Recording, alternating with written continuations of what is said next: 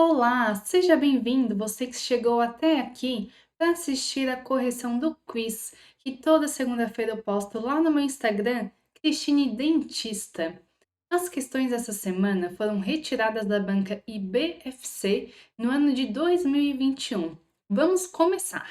A questão número 1 diz: o aspecto branco opaco observado após a secagem com ar resulta da diferença da refração da luz entre o esmalte sadio e o esmalte alterado. Após a secagem da mancha branca, a água que se encontra na porosidade da lesão é substituída por ar, cujo índice de refração é, ou seja, aqui a banca quer saber qual é a relação do índice de refração do ar em relação ao da água. E o índice de refração do ar é menor do que o índice de refração da água. Isso torna o quê? Torna as lesões de esmalte mais visíveis, trazendo para a gente o gabarito, a letra A. Isso mostra porque é tão importante a inspeção visual ser feita com dente limpo e seco.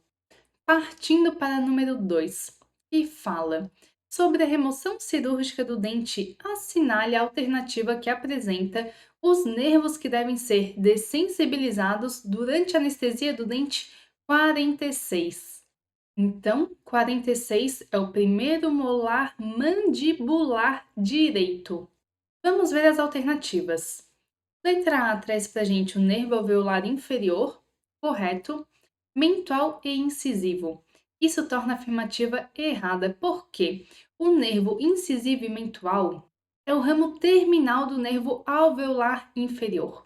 E é ele que vai fornecer informação sensorial aos dentes que estão à frente do forame mental, ou seja, a partir do segundo ou primeiro premolar.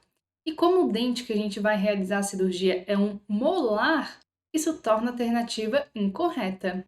Já a letra B, nervo alveolar superior posterior, isso já torna a alternativa incorreta, porque é um dente mandibular e o nervo alveolar superior posterior vai anestesiar os dentes maxilares. E a letra C, nervo alveolar inferior, aurículo temporal.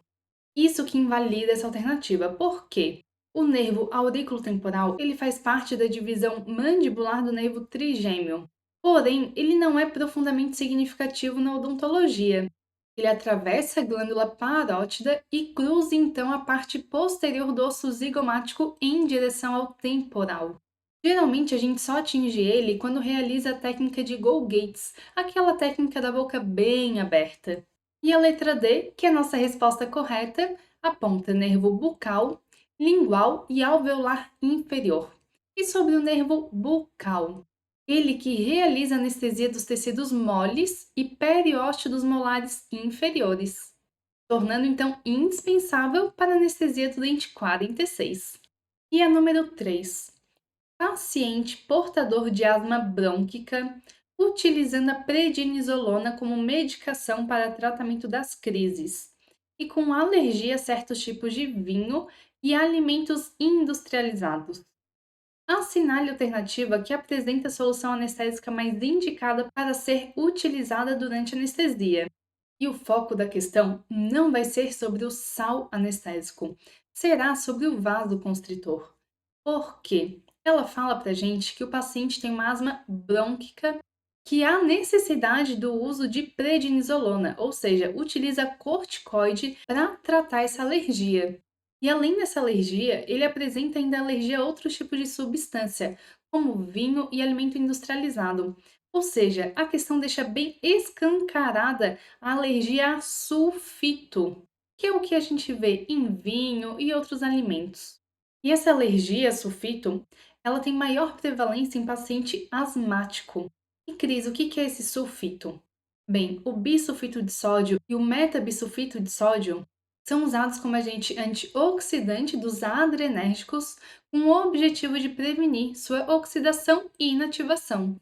E quais são esses adrenérgicos, esses vasoconstritores adrenérgicos?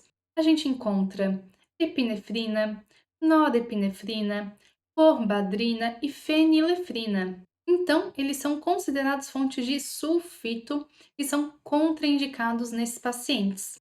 O que vai sobrar de indicação anestésica?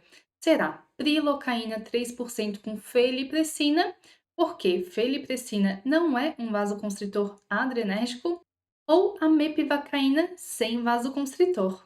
Por isso que a nossa resposta correta é a letra B. E a número 4. O Sistema de Classificação do Paciente de Risco Perioperatório da Sociedade Americana de Anestesiologia, que é conhecido como ASA, serve para ajudar a identificar fatores de riscos que podem modificar os planos de tratamento e devem ser sempre usada, mesmo para procedimentos sob anestesia local. Então, sobre esse assunto, assinale a alternativa correta. E a questão quer saber aqui se a gente conhece a classificação ASA. Vamos para a letra A. Fala que o ASA 4 é o paciente com doença sistêmica moderada? Não, o paciente com doença sistêmica moderada é o ASA 2. O ASA 4 é paciente com doença sistêmica severa que está sob risco de morte. B. ASA 6. Paciente moribundo que não se espera que sobreviva sem cirurgia?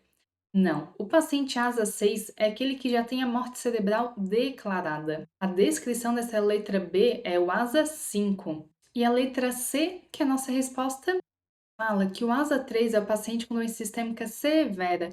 Correto, é aquela doença sistêmica severa que não limita a sua atividade. Vamos para a próxima. Então, chegamos na questão número 5, que fala o quê?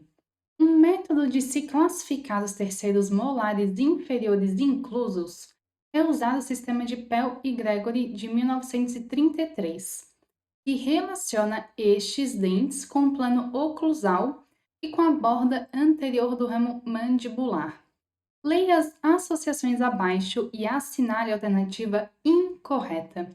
Porém, antes de dar sequência à questão, vamos relembrar sobre essa classificação de Pell e Gregory, que ela pode ser baseada na quantidade do dente impactado que está coberta com o osso no ramo mandibular, podendo ser 1, 2 ou 3, ou a profundidade comparada à altura do segundo molar adjacente, que pode ser A, B e C.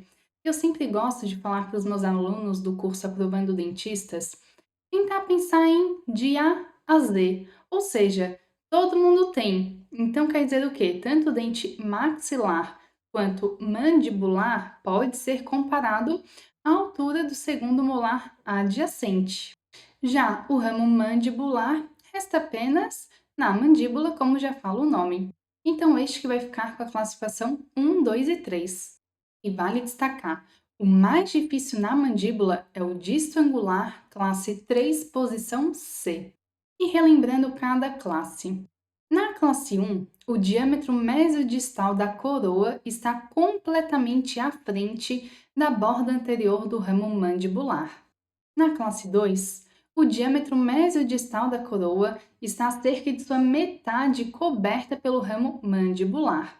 E na classe 3, o diâmetro mesodistal da coroa está localizado completamente dentro do ramo mandibular, sendo o mais difícil. Já naquela classe de A a Z, ou melhor, A, B e C, e na classe A vamos ver o quê? A face oclusal está quase ou mesmo nível do plano oclusal do segundo molar. Já na classe B, a superfície oclusal está entre o plano oclusal e a linha cervical do segundo molar. E na classe C, a superfície oclusal está abaixo da linha cervical do segundo molar. E agora que relembramos, vamos voltar para a nossa questão. Essa questão, eu arrisco dizer que foi muito mal formulada. A banca nos fornece como gabarito de incorreto a classe C, que fala que o dente está totalmente dentro do corpo mandibular.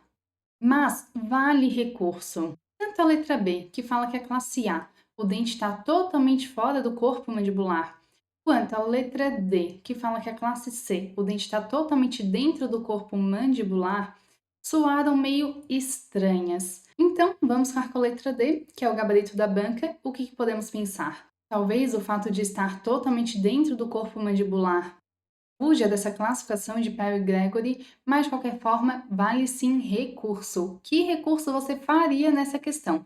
Comente para mim aqui abaixo.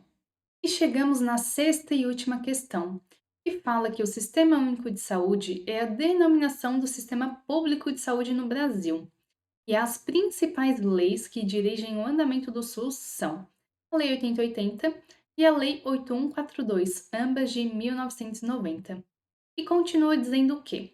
A Lei 8142 dispõe sobre a participação da comunidade na gestão do SUS, definindo a porcentagem de participação dos usuários nos conselhos de saúde e conferência. Vamos combinar, a Lei 8142 vai muito além disso. Mas vamos seguir. Assinale a alternativa que apresenta a correta porcentagem dos usuários no SUS. Uma questão totalmente objetiva. Essa a gente não pode errar. O usuário corresponde a 50% da composição. É chamada de composição paritária. Em pé de igualdade, a união de todas as outras composições.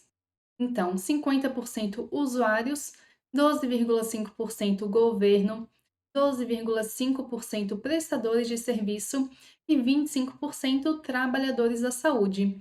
E essas foram as questões desta semana. Bons estudos, deixe seu like e inscreva-se no canal. Até semana que vem!